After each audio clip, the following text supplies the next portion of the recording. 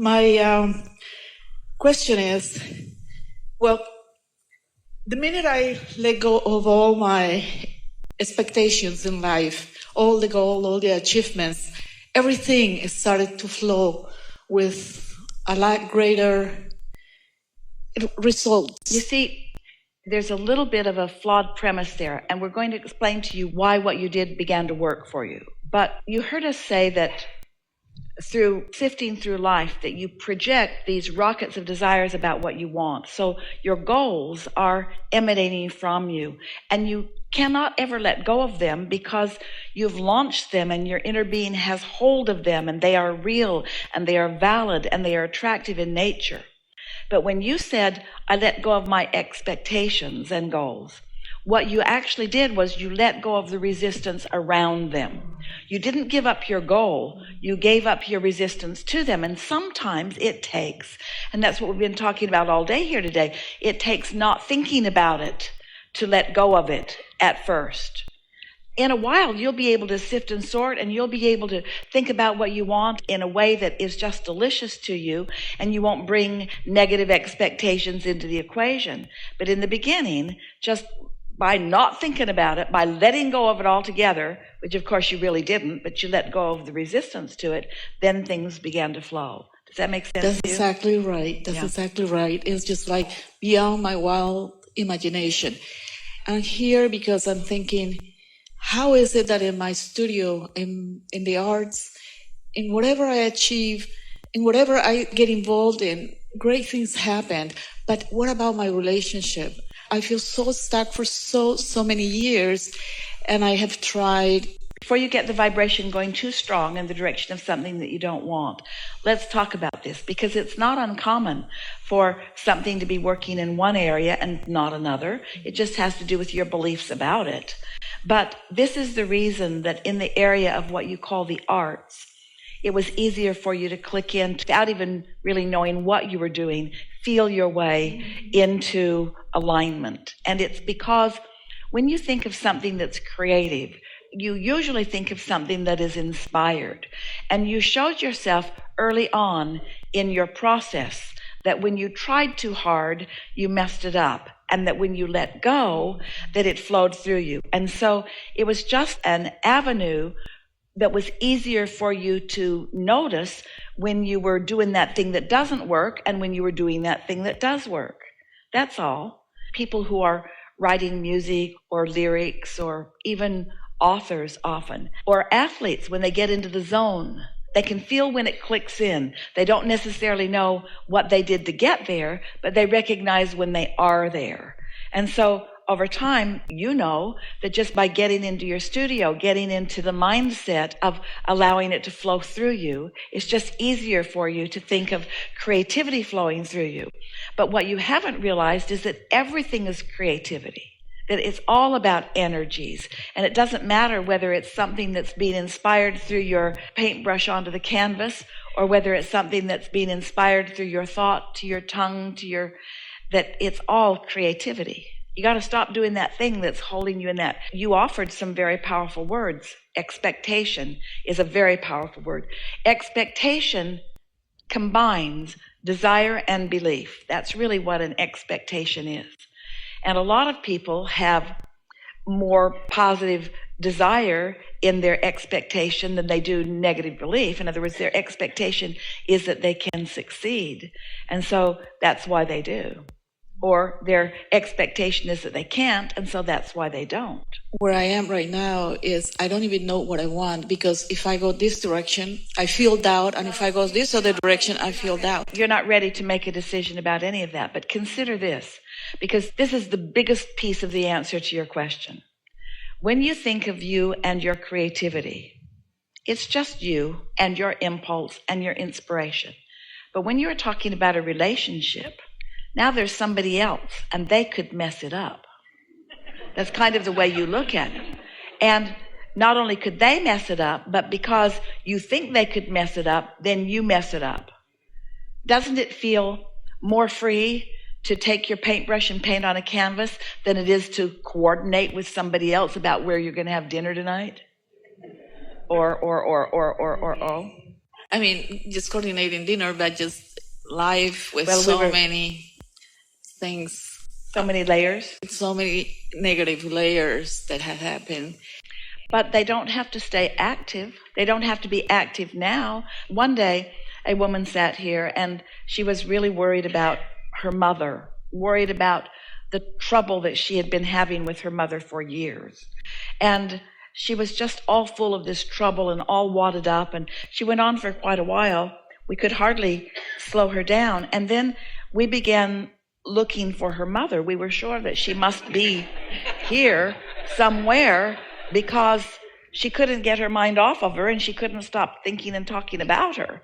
But her mother was nowhere around, but she just had the habit of using those thoughts to introduce resistance into her equation. So we're going to ask you, do you feel that you have any thoughts that you introduce into the equation of your art that are resistant in nature?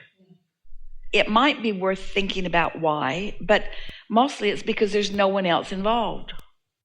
But that's not true in a relationship. So what we must convince you of, if you are to have success in anything that you're doing with any other, and really everything that you're doing is with someone other in one way or another, is we must convince you that it's your energy and your energy alone. It's your mix of vibration and your mix of vibration only that matters. It's not what the other person is doing. It's what you're doing. It's only what you're doing. And we know that you have knee-jerk reactions to what the other is doing. We understand that, but you don't need to. And if you were more in sync with who you are, and if you were looking at this person through the eyes of Source, then you would feel so much better. So it isn't even what the other is doing or has done that is causing your resistance. It's the difference between your desire and your belief that is causing the resistance. When you look at someone or something that pleases you and you are pleased and you say, oh good, I want more of that. But when you look at something that doesn't please you and you say, oh no, I don't want more of that, but you're really saying, give me more of that, because your attention to it brings it into your vibration. So the truth of it is that others around you cannot buck the current of your expectation about them. Don't you know that about some people that are that way with you? Haven't you jumped through some hoops with some people only to discover that as soon as you get that hoop figured out, that they'll put another one out there for you, that there's just not enough that you can do, because it's not really about you, it's only about them, you see. That's what my husband says about me. Well, he would be right. And that's the thing, codependency, I guess. Everything he does affects me so powerfully, and I'm trying to separate that. But you know why that is? When you really, really want something, and your perspective is that it's not moving in the direction of your desire, it's really, really, really uncomfortable. And if you don't care about it, and you perceive it's not moving in the direction, then you don't care. When something really matters to you, when you feel strong negative emotion, that is an indicator that you really do care about this, but that you are crossways of your own desire. And if you believe that you're crossways of your own desire because you're observing something in another that keeps you crossways of your desire, but we want to convince you that no matter what the other is doing, you don't need to be crossways of your desire. You know the mindset that you have to get into in order for your art to flow through you. Well, you're going to have to find some mindset in order to allow your relationship to flow through you. And it's a lot of the same elements. It's positive expectation. We know that you never go to that canvas and pick up your brush and say, well, this is the ugliest palette of paint I've ever seen. I'm not going to be able to make anything good out of these paint colors. Or what's wrong with this brush? I'll never be able to do anything with this brush. It's just got so many straggling strands of hair on it that all I'm going to do is make a big mess. Oh, well, I've set this time aside. I might as well just start painting. You'd get ready to get ready. You don't walk in to a time of painting when your head's all tangled around like that. And yet with relationships, you do that all the time. You remember things that didn't go well and you chew them over in your mind, and you think about what you said and you think about what the other said, or more, you think about what somebody else said about what they witnessed or whatever. When your energy's all tangled up, it really is like going into paint with a brush that's all distorted and with paint that you don't even like the colors of. That's what I mean. You got to get ready to get ready to get ready to get ready. And through the years, we've offered a lot of techniques and processes, especially relative to relationships, like making lists of positive aspects and so forth. But the thing about that is, it has the potential of activating what's wrong. Because when you're trying to think about what you want, often what it does is remind you of what you've got. And then there's just discord and dissatisfaction because you don't have what you want. And so there's only one way to this.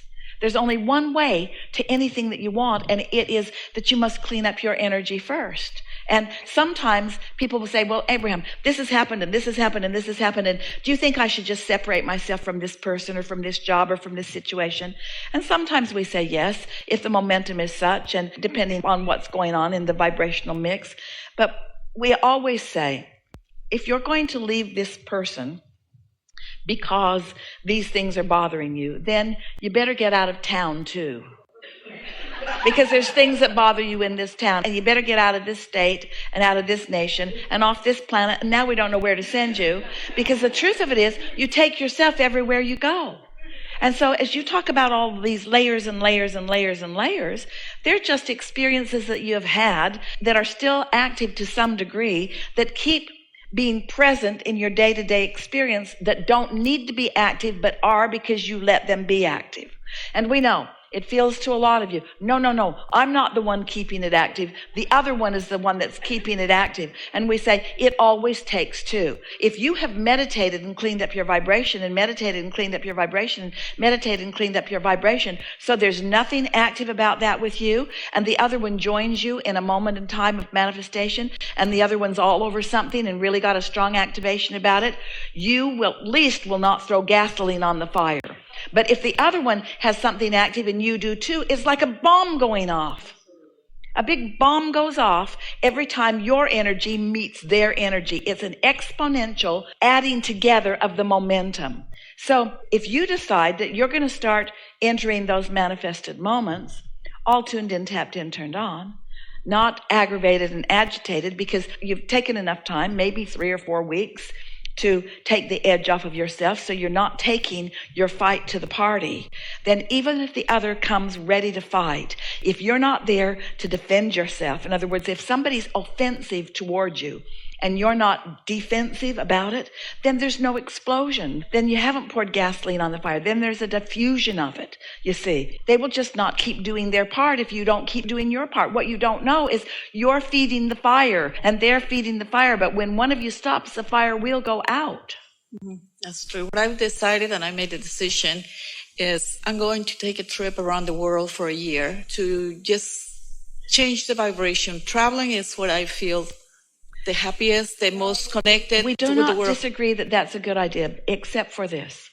You will be taking yourself with you. And there is this thing that happens where when you do something that's extreme like that, that's extreme. Not for me. When you do something that's extreme like that, there is a part of you that justifies it. I need the space. I need to separate myself from this. Well, now you're not separated from that, because in your attention to what you're separating yourself from, it's on the ship with you.